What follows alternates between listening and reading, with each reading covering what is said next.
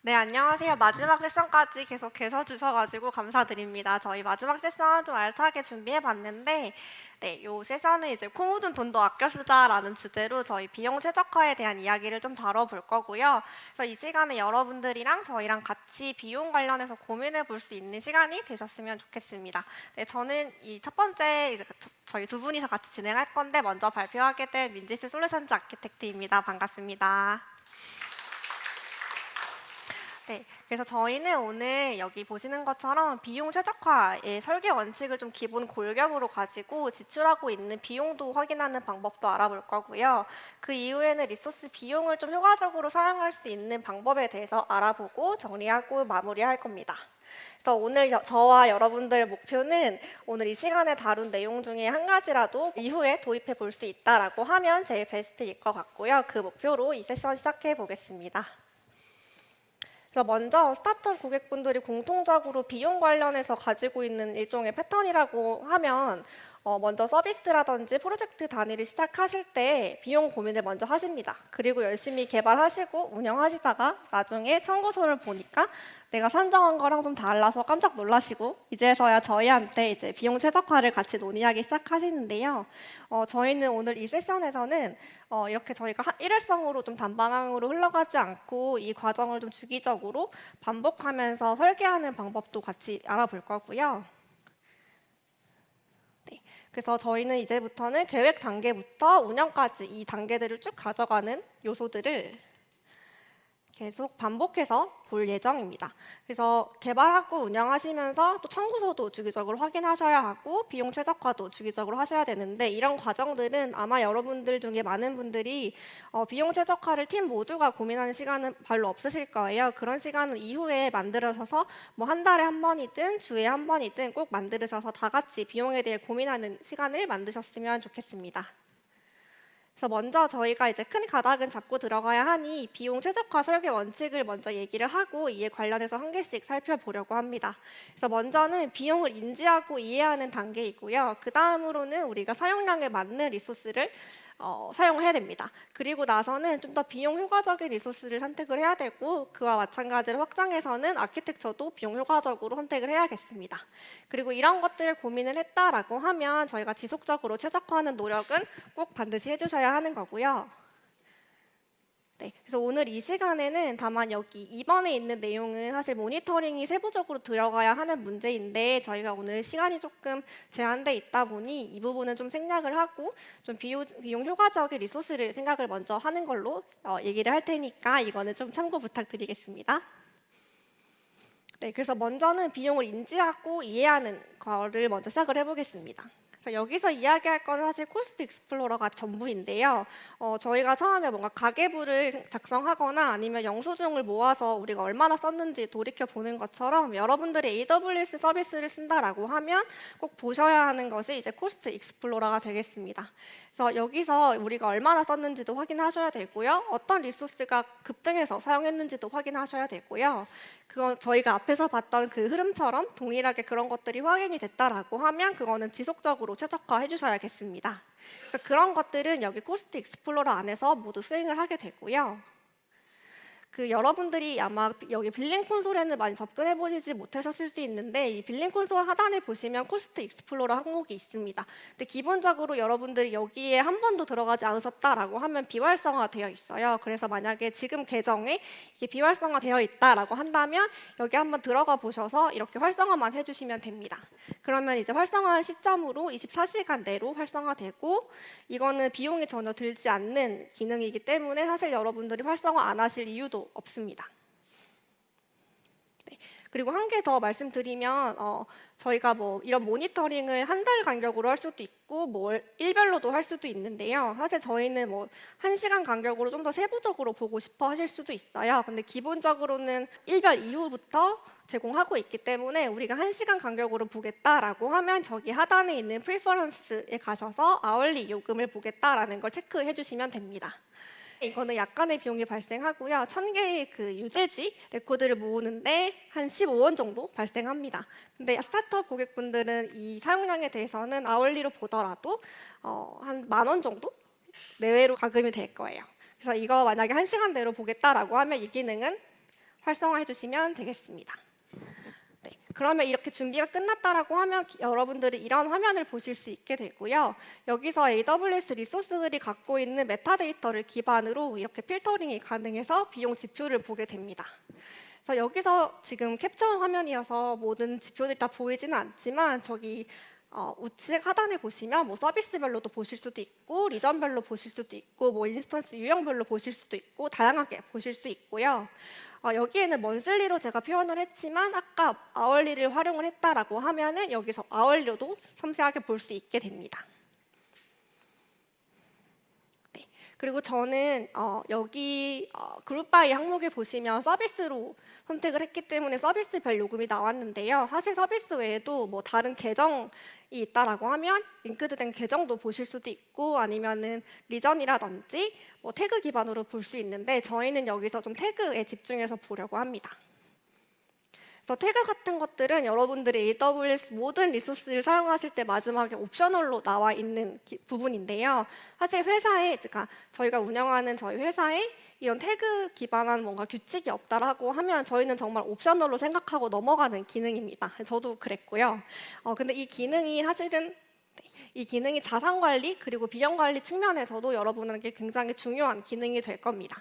그래서 정말 태그를 잘 활용하는 스타트업에서는 이런 기능, 저희가 지정한 태그들을 만들지 않으면 그 리소스를 정기적으로 지워버리는 식으로도 태그를 정말 중요하게 관리하고 있기 때문에 여러분들은 이 시간 이후에 우리 회사에 필요한 태그들을 정의해 보시고 그것을 규칙으로 만들어서 이렇게 태그를 다시면 되겠습니다.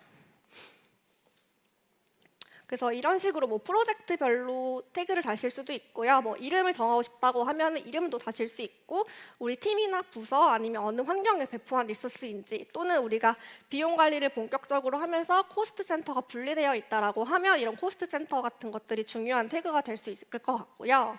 한 가지 더 생각을 해보면 제가 색깔로 표현한 것도 있고 흰색으로 표현한 것도 있는데 어떤 차이가 있을 것 같으신가요? 그래서 이걸 생각을 해보면 저희가 태그를 이렇게 막 달았지만 제가 이 태그 같은 경우가 첫 번째 자산 관리에 쓰인다고 했고 두 번째 비용 관리에 쓰인다고 말씀드렸는데 사실 모든 태그가 비용 관리에 쓰이지는 않을 수 있어요. 그렇기 때문에 우리가 만든 태그를 리스트업 해뒀다면 기본적으로는 아무 태그도 비용에 사용하실 수가 없게 됩니다.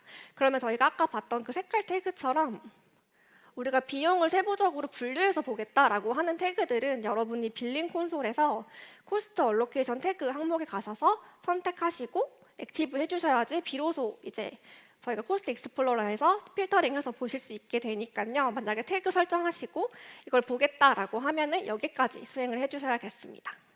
이것도 마찬가지로 한 가지 팁이라고 하면 여기도 이제 24시간 내로 이제 반영이 되기 때문에 여러분이 막상 실제로 보고 싶을 때 반영이 안 돼서 우리 대시보드에 안 보이네라고 하실 수 있으니까요. 이런 것들은 미리미리 설계해서 정말 보고 싶은 순간에 볼 수 있도록 미리 설정하는 게 중요하겠습니다.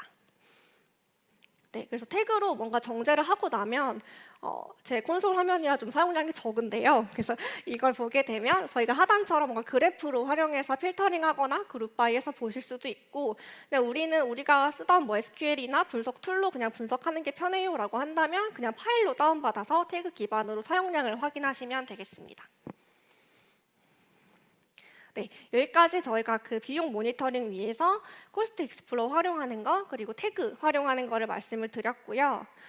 네, 이어서는 저희가 세 번째 항목이었던 효율적인 리소스 사용하는 거 그리고 사용량에 맞는 리소스 사용하는 걸 얘기를 드릴 텐데 마찬가지로 여기에는 모니터링 관점에서는 얘기하지 않는다라고 하는 거 참고 부탁드립니다. 그래서 먼저 저희가 컴퓨팅 관점에서 얘기 드리고 싶었던 게 그라비톤2 프로세서인데요. 3까지 출시되었는데 2로 나온 이유는 서울리전에 아직 2까지밖에 반영이 안 됐기 때문이고요. 이 프로세서를 자세하게 알 필요는 없지만 이 프로세서는 클라우드로 설계된 맞춤형 프로세서이고요. 우리가 이 프로세서를 그러니까 AWS가 이 프로세서를 만든 이유는 결국에 여러분들에게 좀 더 좋은 성능의 컴퓨팅을 좀 저렴하게 주고 싶어서 만든 겁니다. 그럼 이걸 가지고 우리가 해야 할 일들은 이런 것들이 있을 것 같아요. 관리형 서비스에 이 인스턴스를 적용하는 겁니다. 그래서 관리형 서비스로 국한한 이유는 여러분이 이미 EC2 인스턴스를 쓰거나 또는 그 위에 컨테이너 워크로드를 만드셨을 때 그라비톤 인스턴스를 적용하실 수 있지만 그때는 다시 컴파일하는 과정이나 아니면 컨테이너라이즈를 다시 하는 과정이 필요해서 약간의 공수가 될 수 있는데 관리형 서비스는 여러분이 손쉽게 바꿀 수 있어서 관리형 서비스로 제안해서 말씀을 드렸고요. 네, 그래서 실제로 얼마나 저렴한지 서울예정 기준으로 생각을 해보면 저기 하단에 있는 초록색 부분이 G로 표현되어 있어서 그분이 그라비톤 인스턴스에 해당되는 부분이고요. 제가 그 비용을 이제 서울예정 기준으로 비교를 해봤는데 기본적으로는 다 10%에서 11% 저렴합니다. 그렇기 때문에 사실 여러분들 관리형 서비스를 쓰시는데 10%, 11%더 저렴하기 때문에 이것을 안 쓰실 이유는 전혀 없을 것 같습니다. 동일하게 리드 리플리카 같은 것들을 쓰신다라고 하면 이 요금 할인 아니죠. 좀 더 저렴한 이 요금 체계는 동일하게 적용이 되겠습니다. 네, 그리고 여러분들이 실시간 분석이나 로그 분석 같은 것을 하실 때 사용하는 오픈서치 서비스도 동일하게 11% 저렴하기 때문에 우리가 뭔가 이 클러스터 형태로 활용하고 있는 관리형 서비스가 있다라고 하면 동일하게 그라비톤 인스턴스로 변경해 보시는 것을 고민해 보시면 좋겠습니다. 그래서 컴퓨팅 옵션 같은 경우에는 이미 많이 알고 계실 것 같아서 자세하게 말씀드릴 거는 아니지만 우리가 그냥 사용한 만큼 내는 온디맨드가 있고 우리가 이미 일정 사용량을 사용하는 걸 알고 있고 이거를 조금 미리 구매해서 좀 저렴하게 사고 싶어 라고 한다면 예약 인스턴스나 세이빙즈 플랜즈를 고민해 볼 수 있고요. 그게 아니라 잠깐 중단돼도 이어서 할 수 있는 워크로드가 있다라고 하면 스팟 인스턴스 활용해 보실 수 있습니다. 제가 한 가지 경험을 바탕으로 한 가지 뭔가 팁이라고 말씀드리고 싶은 부분은 스타트업 같은 경우는 사실 리소스 변동이 되게 유동적이고 다양하기 때문에 우리가 비용을 아끼고 싶어서 예약 인스턴스를 구매했을 때 뭐 6개월 지나서 8개월 지나서 바꾸고 싶을 때 약간 바꾸는데 유동성이 적을 수 있어요. 그렇기 때문에 우리는 비용은 절감하고 싶지만 유동성은 많아 라고 한다면 세이빙즈 플랜즈를 먼저 검토해 보시면 좋겠습니다. 네, 그리고 이제 컴퓨팅에 이어서 EBS 볼륨 유형에 대한 이야기인데요. 이제 EBS 같은 경우에는 EC2 인스턴스의 볼륨으로 사용되고 있는 EBS 스토리지 있고요. 데이터베이스 같은 경우에는 지금 두 번째에 있는 프로비전드 IOPS SSD가 기본적으로 사용이 됩니다. 그래서 데이터베이스를 사용할 때는 모니터링을 한 다음에 우리가 사용하고 있는 데이터베이스가 어느 정도 IOPS를 사용하고 트루풋을 사용하는지 확인해 보시고 적용하시는 게 데이터베이스에서는 이 EBS 볼륨을 최적화해서 사용하시는 게 될 거고요.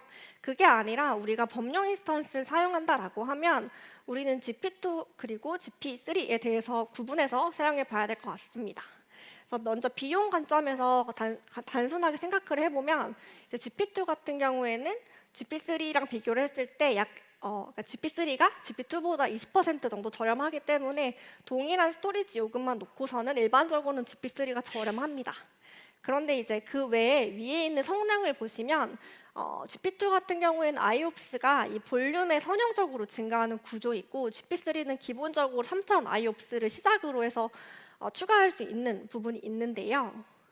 그러면 여러분들은 해야 될 것이 우리가 GP2를 쓰는 게 유리한지 GP3를 쓰는 게 유리한지 계산해 보셔야 합니다. 그래서 아마 예전에 인스턴스를 켜서 사용하고 계시면 그때는 디폴트 값이 GP2여서 GP2를 쓰고 계실 것 같고요. 최근에 인스턴스를 썼다라고 하면 아마 GP3를 쓰고 계실 겁니다. 그래서 여기서 뭔가 100%다 GP3가 좋아요라고 해서 이걸 얘기 드리는 것은 아니고 저희가 중요한 거는 결국에 클라우드워치에서 저희가 EBS를 모니터링 했을 때 이 스루풋이랑 IOPS가 얼마나 되느냐에 따라서 선택하는 것을 좀 생각해 보려고 이 장표를 넣었습니다. 그래서 만약에 500기가 정도에 대한 볼륨을 쓰고 있고 3000 IOPS가 필요하고 스루풋 같은 경우 250이 필요하다라고 한다면 기본적으로 GP2는 선형적으로 증가하면서 버스팅 가능한 스토리지이기 때문에 기본적으로 그건 만족을 하고 있다라고 보고 GP3 같은 경우는 기본적으로 3000 IOPS를 제공하고 있기 때문에 IOPS는 잠깐 제쳐두고 스루풋만 생각해 본다면 우리는 250이 필요하기 때문에 기본 125에서 이제 125를 한 번 더 구매를 해줘야 됩니다. 근데 그것도 고려를 하더라도 기본적으로 20% 저렴했지만 10% 정도 저렴하게 사용할 수 있다라는 겁니다. 그래서 스토리지 요금만 봤을 때는 대부분 20% 저렴하겠지만 우리가 IOPS나 스루풋을 얼마나 사용하느냐에 따라서 이런 값들이 좀 달라질 수 있기 때문에 여러분들 돌아가셨을 때 클라우드워치 모니터링 하셔서 이 EBS 선택하는 것 한번 확인해 보시면 좋을 것 같습니다. 네, 그 다음 분은 이제 데이터 전송 비용 최적화에 대한 얘기를 할 건데요. 저희 제목이 코 묻은 돈도 아껴 쓰기인데 사실 이게 좀 코 묻은 돈에 가장 적합한 내용인 것 같습니다. 그래서 이 부분은 저희 솔전자 아키텍트 이지영님 모시고 진행하도록 하겠습니다.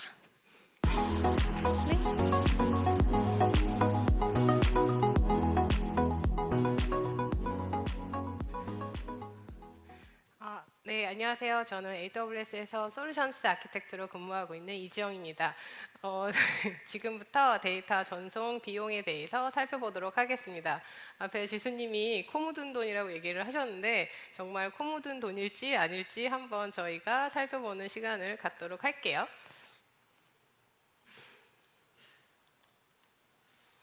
네, 우선 데이터 전송 비용이기 때문에 AWS에서 얘기하는 네트워크 기본 개념을 살짝 빠르게 짚어보고 가겠습니다. 데이터의 전송은 다양한 AWS 네트워크 바운더리 내에서 이루어지고 있습니다. AWS는 현재 27개 리전에서 서비스를 하고 있고 이런 리전들은 글로벌 네트워크 백본으로 연결되어 있다고 볼 수 있습니다. 리전은 2개 이상의 가용 영역으로 이루어져 있는데 한국 같은 경우에는 이제 4개의 가용 영역으로 서비스를 하고 있습니다. 가용 영역은 1개 이상의 데이터 센터로 이제 구성이 되어 있고 가용 영역 간의 가용성을 이제 보장하기 위해서 물리적으로 떨어져 있으나 네트워크의 레이턴시를 최소화할 수 있도록 설계되어 있다고 볼 수 있습니다. 이런 환경에서 이제 사용자분들이 리전 레벨의 아마존 VPC 서비스를 통해서 논리적으로 네트워크를 생성하고 사용하실 수 있어요. 근데 VPC는 여러 가용 영역에 걸쳐서 이제 구성을 하고 사용하는 방식에 따라서 데이터 전송 비용이 부과가 됩니다. 오늘은 이 VPC하고 AWS의 리소스 사용 시 발생할 수 있는 데이터 전송 비용에 대해서 알아보고 비용 절감할 수 있는 방법에 대해서도 같이 한번 살펴보는 시간을 갖도록 하겠습니다. 기본 대원칙을 한번 먼저 볼까요? 네, 첫 번째, 인터넷으로부터 AWS 리소스로 들어오는 모든 데이터 전송은 무료입니다. 되게 좋죠? 두 번째, VPC 내에 같은 가용 영역에 있는 아마존 EC2 간의 통신 시 전제 조건이 private IP를 이용하는 경우 데이터 전송 비용이 무료입니다. 세 번째, AWS의 퍼블릭 서비스, 예를 들면 이제 S3 같은 게 되겠죠.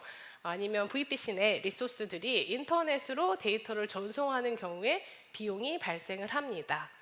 물론 프리티어가 저희가 제공을 하고 있습니다. 네 번째, VPC 내 다른 가용 영역에 배포된 EC2 간에 통신을 하는 경우 데이터 전송 비용이 0.02달러 발생하고 요금은 방향별로 분할로 청구됩니다. 자세한 내용은 다음 슬라이드에서 제가 조금 더 자세하게 설명드리도록 하겠습니다. 다섯 번째는 트래픽이 통과하는 서비스, 예를 들면 NAT 게이트웨이가 있을 수 있고 트랜짓 게이트웨이가 있을 수 있고 아니면 AWS 프라이빗 링크들이 있을 수 있죠. 이런 것들은 데이터 트랜스퍼 비용이 아니라 여기를 통과할 때 처리 비용이 청구가 된다고 보시면 될 것 같아요. 여섯 번째로 같은 리전 내의 EC2가 퍼블릭으로 또는 엘라스틱 IP를 이용해서 AWS의 다른 서비스, 예를 들면 S3와 통신하는 경우에는 데이터 전송 비용이 무료입니다.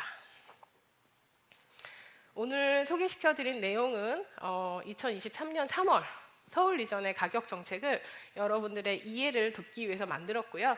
아마존 가격 정책은 계속해서 변화하고 있습니다. 그래서 VPC 설계 시에는 가격 정책을 확인해서 최적화하여 설계하시는 게 중요하다고 볼 수 있습니다. 시작에 앞서 하나 더 말씀을 드리자면 슬라이드에 표시된 화표 단위는 센트예요. 여기 보시면 이렇게 C 이렇게 되어 있죠. 그래서 1달러는 100센트를 꼭 누가 적어달라고 하셔가지고 이렇게 적었고요. 간단한 표기를 위해서 제가 센트 단위로 했기 때문에 요거 참고해서 보시면 좋을 것 같아요. 그래서 일반적으로 저희가 0.01, 뭐 0.02 뭐 이렇게 얘기를 하는데 오늘 이 장표는 센트 단위다라고 이해해 주시면 될 것 같습니다.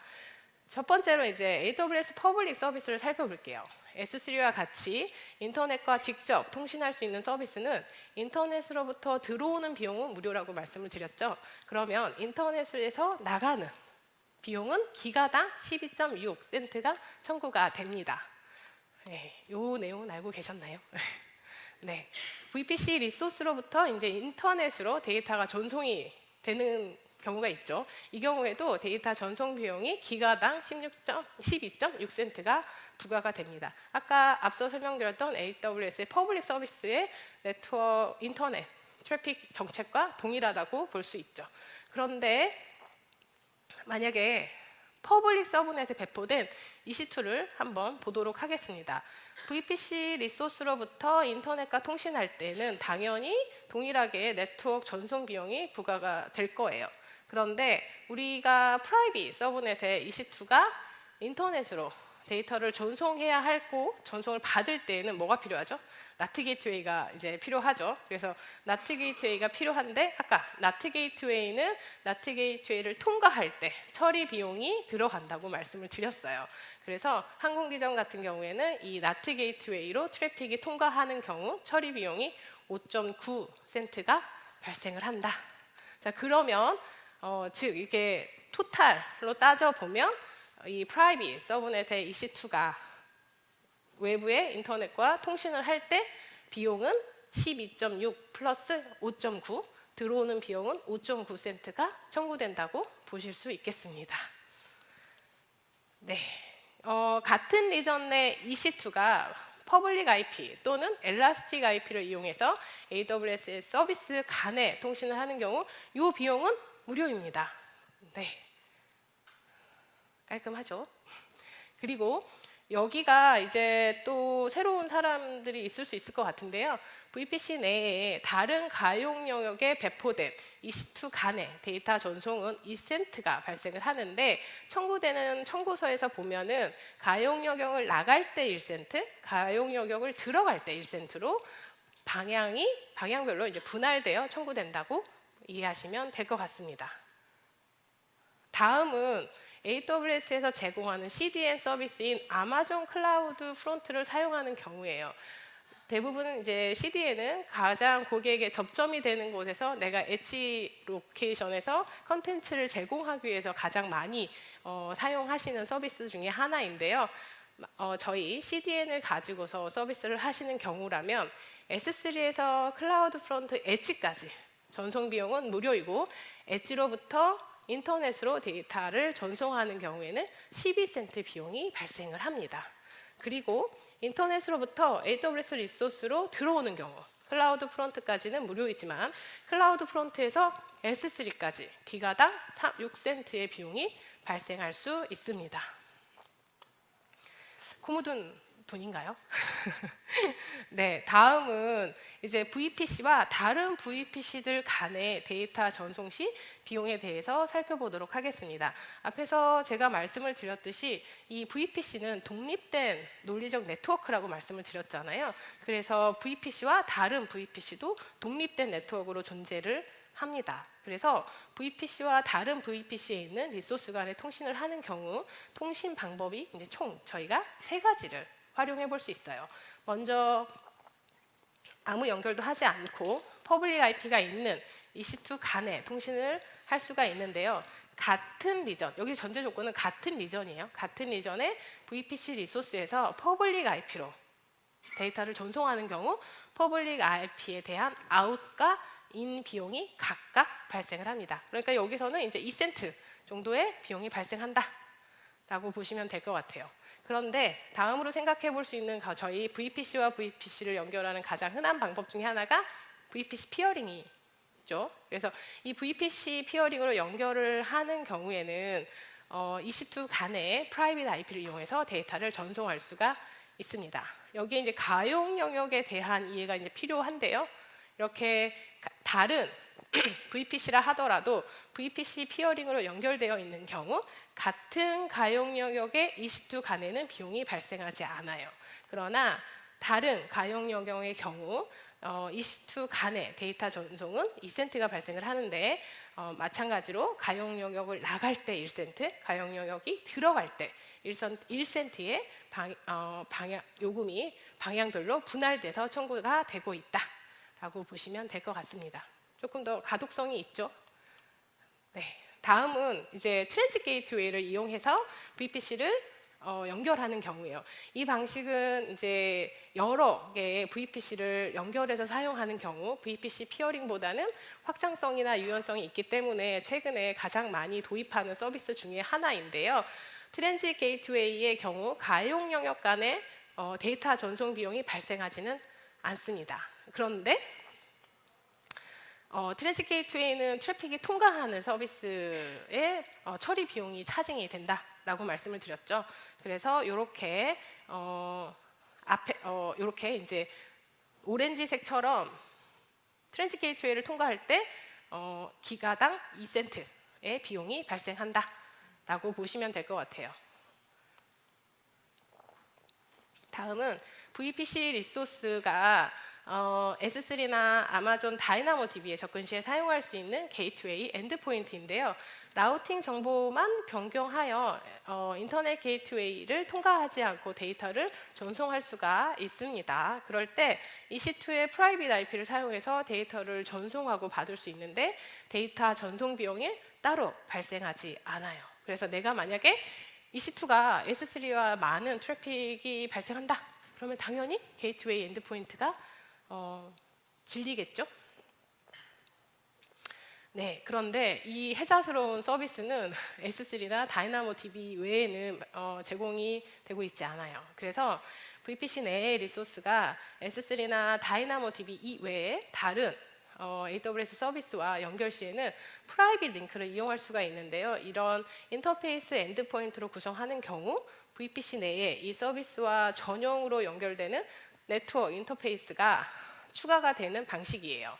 그러면 EC2에서는 서비스를 호출하면 이 네트워크 인터페이스가 해당 서비스로 이제 대체돼서 트래픽을 받게 됩니다. 데이터 전송 비용이 발생하지는 않지만 프라이빗 링크를 패싱하는 프로세싱 비용이 기가당 1센트씩 부과가 되고 있습니다.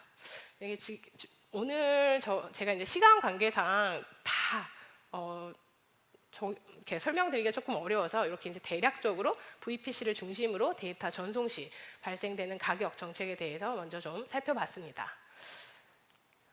그러면 지금부터는 이제 안티 패턴과 모범 사례를 비교하면서 사례를 좀 살펴보도록 할게요. 같은 리전 내 아까 EC2, 엘라스틱 IP 또는 퍼블릭 IP와 AWS 서비스 간의 데이터 전송은 무료라고 말씀을 드렸어요. 그렇죠? 근데 가장 흔하게 많이 사용하시는 안티 패턴 중에 하나가 프라이빗 서브넷에 있는 EC2가 S3와 통신하기 위해서 이렇게 NAT 게이트웨이를 통과하는 경우가 있습니다. 그러면 비용을 한번 따져보겠습니다. NAT 게이트웨이를 통과하기 때문에 기가당 5.9센트가 부과가 되겠죠. 네. 근데 어차피 NAT 게이트웨이랑 S3랑 통신 비용은 무료이기 때문에 전체적으로 토탈 비용이 5.9센트가 부과된다라고 이해하시면 돼요. 근데 더 월스트가 있어요. 뭐냐면 우리가 NAT 게이트웨이도 시간당 요금이 발생하기 때문에 회사에 따라서는 가용 영역별로 NAT 게이트웨이를 배포해서 사용하지는 않으시고 하나의 가용 영역에서만 NAT 게이트웨이를 생성해서 사용하시는 경우가 있습니다. 그런 경우에 우리가 한번 이제 배운 기본 원칙을 가지고서 따져볼게요. 자, 비가용 영역에 NAT 게이트웨이가 없기 때문에 A 가용 영역에 있는 NAT 게이트웨이로 데이터를 전송하게 돼요. 자, 그러면 크로스전으로 데이터가 전송되기 때문에 2센트의 비용이 부과가 되는 거죠. 그리고 NAT 게이트웨이에 대한 처리 비용까지 고려하게 되면 기가당 7.9센트의 비용이 부과된다고 볼 수 있습니다. 자, 여기에서 모범 사례. 네, 앞에 한번 저희가 설명을 드리긴 했지만 이렇게 S3나 다이나모DB랑 접근할 때에는 대부분 트래픽의 양이 좀 많거든요. 그래서 이런 경우에는 반드시 이제 게이트웨이 엔드포인트를 이용하는 것이 가장 좋습니다. 이렇게 하시면 데이터 전송 비용이 따로 발생하지 않기 때문에 부담 없이 사용하실 수도 있고, 인터넷 게이트웨이를 통과하지 않기 때문에 보안적인 면에서도 훨씬 더 유리한 구성이라고 하실 수 있겠습니다. 다음은 자주 사실 사용되는 패턴은 아니지만 이제 같은 리전 내에 EC2 간의 퍼블릭 IP를 이용하는 경우 데이터 전송 비용이 퍼블릭 IP에 대한 인과 아웃이 각각 발생한다고 제가 설명을 드렸어요. 이거는 같은 가용 영역에서도 동일한 비용 전략을 가져갑니다. 그래서 이렇게 아웃에 대한 비용 1센트, 인에 대한 비용 1센트가 발생을 하는 거예요. 자, 여기서 더 월스트를 한번 볼게요. 프라이빗 서브넷의 EC2가 퍼블릭 서브넷의 EC2의 퍼블릭 IP로 데이터를 전송하는 경우라면 퍼블릭 IP에 관련 비용 및 나트 게이트웨이 처리 비용이 발생을 하죠. 그러면 총 비용이 7.9센트가 부과된다 라고 이해하시면 되겠습니다. 자, 여기에서의 모범 사례는 뭘까요? 이거 문제를 내서 제가 선물을 드리고 싶긴 한데, 네, 사전에 얘기된 게 없으니 답을 보여드리자면, 적용할 수 있는 모범 사례는 당연히 같은 가용 영역 안에서 EC2 간에는 프라이빗 IP를 이용해서 데이터를 전송하시면 무료로 데이터 전송이 된다라는 걸 기억하시면 좋을 것 같아요. 그래서 우리가 VPC 안에서는 EC2의 퍼블릭 IP를 사용하지 않기로 약속. 네. 그런데 AWS 클라우드 프론트 관련된 부분을 조금 더 저는 한번 살펴보고 싶었어요. 왜냐하면 원래 이제 CDN 같은 것들은 다른 타 회사의 이제 CDN 서비스들도 많이 사용하시거든요. 그리고 비싸다 뭐 이런 얘기들도 많이 있고 해서 한번 요거를 조금 더 드릴다운해서 보기 위해서 이 장표를 넣었는데요. 클라우드 프론트를 통해서 인터넷으로 나가는 데이터 전송 비용이 지금 보시면 12센트예요. 그렇죠? 그런데 만약에 우리가 클라우드 프론트를 사용하지 않는다라고 하면 데이터 아웃 인터넷으로 나가는 비용이 12.6센트. 그렇죠? 그러면 아웃에 대한 기준으로만 봐서는 우리가 클라우드 프론트를 사용하시는 게 훨씬 더 유리한 상황이 될 거예요. 그런데 이제 고려해야 하는 부분 중에 하나가 S3에서 클라우드 프론트로 전송 시에 이제 이 비용이 발생하지는 않아요. 여기 보면 오리진 투 엣지가 이제 0센트죠. 그런데 반대의 경우에는 기가당 6센트의 비용이 발생을 한다. 그래서 우리 회사의 트래픽에 대한 이해도가 이제 필요하겠죠. 실제로 얼만큼 엣지로부터 트래픽이 올라올 것인가. 이런 게 이제 결정하시는 포인트 중에 하나가 될 거예요. 그런데 추가적으로 고려해야 되는 게 있어요. 아까 우리가 데이터 인터넷으로부터 나가는 프리티어 리밋이 있다라고 말씀을 드렸잖아요. 그래서 프리티어가 저희가 드리는데 리전당 1기가가 무료로 제공이 되고 있어요. 그런데 클라우드 프론트의 경우에는 지금 10테라바이트가 매달 프리티어로 제공되고 있습니다. 그래서 이러한 부분을 다 같이 고려해서 클라우드 프론트 사용 여부를 결정하시면 좋을 것 같습니다. 네, 다음은 로드 밸런서 사용 시의 고려 사항입니다. 우리가 이제 로드 밸런서를 구성 시에는 일반적으로 ALB나 이제 NLB 두 가지 유형 중에 하나로 구성을 하게 되고, 실제 이제 비즈니스 모델에 따라서 이 로드 밸런서의 유형은 선택하실 수가 있는데, 오늘 이 시간에는 데이터 전송 비용 관점에서만 살펴보도록 하겠습니다. 자, 요거는 조금 헷갈리니까 가용 영역의 위치를 잘 봐주시면 좋을 것 같아요. 자, A 가용 영역에 있는 클라이언트 A ENI에서 ALB를 통해서 서비스를 호출하는 경우, 이제까지 저희 기본 원칙을 가지고서 한번 볼게요. 클라이언트 A ENI는 A 가용 영역에 배포된 ALB ENI를 통해서 타겟 ENI 1로 접속을 했다면 이 트래픽은 모두 다 같은 가용 영역에서 발생하기 때문에 데이터 전송 비용이 발생하지 않는 건 너무나 당연하죠. 그죠? 그런데 이 ALB만의 특징이긴 한데요. 클라이언트 A ENI에서 B 가용 영역에 배포된 ALB의 ENI로 데이터를 전송하는 경우에도 데이터 전송 비용이 따로 들어가지 않습니다. 그리고 더 중요한 거, ALB ENI에서 크로스존으로 배포된 타겟 ENI 1로 접속 시에도 추가 비용이 발생하지 않아요. ALB에 대한 트래픽 처리 비용만 발생한다. 이 ALB의 요게 이제 큰 특징이라고 봐주시면 될 것 같아요. 자, NLB의 경우를 살펴보도록 하겠습니다. 아까 대원칙과 동일하게 D 가용 영역의 클라이언트 B ENI 에서 이제 같은 가용 영역에 배포된 ELB를 통해서 타겟 ELB2로 통신하는 경우, 이것도 이제 같은 가용 영역으로 묶여 있잖아요. 이런 경우에는 따로 트래픽 비용이 처리되지 않고 NLB에 대한 트래픽 처리 비용이 만 부과된다라고 볼 수 있습니다.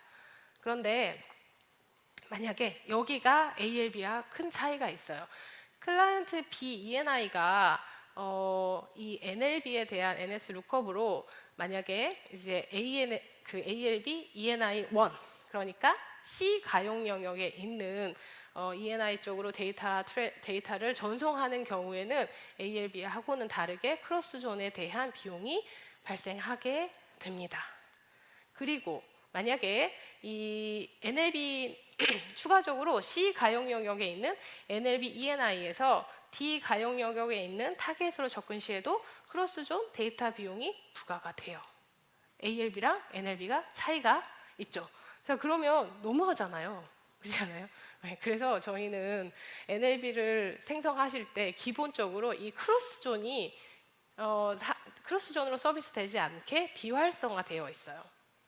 즉, NLB는 같은 가용 영역에 있는 타겟으로만 트래픽이 전달되도록 디자인이 되어 있습니다. 그런데 이 경우에 이제 조심하셔야 되는 게 있어요. 만약에 그렇게 되면 같은 가용 영역 안에, 그러니까 지금 C 안에 이 타겟 ENI 1이 헬시하지 않은 상황이다라고 하면 이 NLB EN1의 트래픽을 받잖아요. 그럼 얘는 자동으로 타겟 ENI2로 트래픽을 전송하지 못해요. 그죠? 우리는 크로스존을 비활성화 해놨기 때문에 그럴 수밖에 없죠. 그러면 어떻게 NLB ENI가 통신을 하게 될까요? 통신이 오류가 나겠죠. 왜냐하면 나는 내 지금 백엔드 쪽에는 헬시한 타겟 ENI가 없기 때문에 오류가 발생하게 되는 거예요. 그래서 선택의 기로에 서 있는 거예요. 만약에 이제 다른 가용 영역에 헬시한 타겟으로 이제 트래픽을 전송하고 싶다라고 하시면 어쩔 수 없이 크로스존에 대한 활성화가 필요하게 됩니다. 네. 자, 그러면 우리가 지금까지 내용을 가지고서 한번 정리를 해볼까요? 네, 크로스존 데이터 전송이 발생하는 경우 네트워크의 레이턴시도 당연히 발생할 수밖에 없죠. 물리적으로 독립된 공간에 저희가 서비스를 하고 있다라고 말씀을 드렸으니까요. 그리고 비용도 이렇게 이제 크로스존에 대한 비용이 발생하게 됩니다. 그래서 권장하는 거는 가급적 가용 영역별로 독립된 구성을 할 수 있도록 설계하는 것이 중요합니다.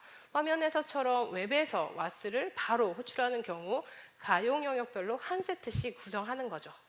그러면 크로스존에 대한 비용이 추가적으로 발생하지 않을 수 있습니다. 그런데 만약에 내가 NLB를 사용하셨다, 와스 앞단에 NLB를 사용하셨다라고 하시면 크로스존은 비활성화하여 구성할 수가 있죠. 크로스존에 대한 비용이 발생하지 않도록. 그런데 이 경우에 이제 주의하셔야 될 거는 반드시 각각의 가용 영역에 한 개 이상의 헬시한 타겟이 구성되도록 해야 합니다. RDS 경우도 마찬가지예요. RDS 경우에도 크로스존에 대한 비용이 발생할 수밖에 없어요. 그러나 RDS를 각 가용 영역에 따로 이제 비용 때문에 크로스존 비용이 무서워서 따로 이 디플로이를 하신다라고 하시면 또 데이터 동기화 때문에 더 많은 오버헤드가 있을 수 있거든요. 그래서 이런 점들을 고려해서 독립 구성 여부를 결정하셔서 디자인하시기를 하시는 게 중요하죠. 네, 그래서 지금까지는 이제 데이터 전송 비용에 따른 안티 패턴과 모범 사례 또는 우리가 고려해야 하는 부분에 대한 설명을 드렸고요.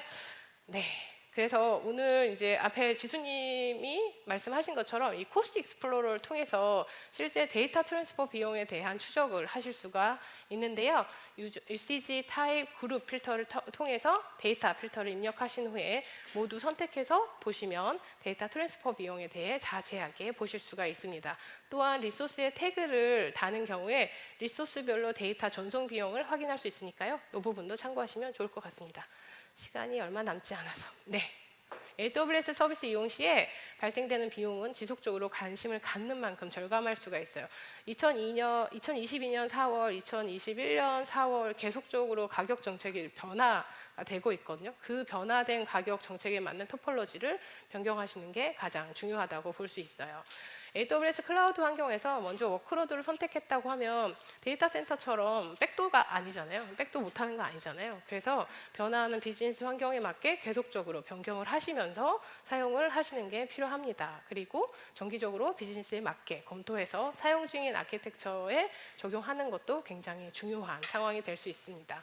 그래서 이러한 부분들을 최적화하시는 게 중요할 것 같아요. 네, 정리 53초가 남았어요. 첫 번째 단계는 AWS에서 비용에 대한 인지가 가장 중요하죠. 그래서 오늘 데이터 전송에 대한 부분은 우리가 이제 인지 측면에서 이렇게 되는구나 라는 이해를 이제 하시면 될 것 같고요. 두 번째 단계는 오버 프로비저닝 하지 않는 게 중요하죠. 우리가 데이터 센터를 사용하시는 경우에는 어차피 구매한 거니까 많이 쓰는 게 좋잖아요. 근데 클라우드는 다르죠. 많이 쓰면 많이 내잖아요. 그래서 딱 맞는 리소스에 를 사용하시는 게 좋은데 나는 잘 모르겠는데 그럴 수 있죠. 트러스트 어드바이저나 컴퓨터 옵티마이저 정보를 활용하시면 본인의 워크로드에 맞는 레커멘드 리소스를 확인하실 수가 있어요. 세 번째 단계는 이제 변화하는 AWS 서비스나 가격 정책에 따라서 효과적인 리소스를 선택하고 개선하시는 게 필요합니다. 마지막으로 지속적으로 모니터링해서 최적화하시면 완벽하게 관리하실 수 있을 것 같습니다. 네, 제가 준비한 건 여기까지고요. 오늘 마지막까지 잘 경청해 주셔서 너무 감사합니다. 네.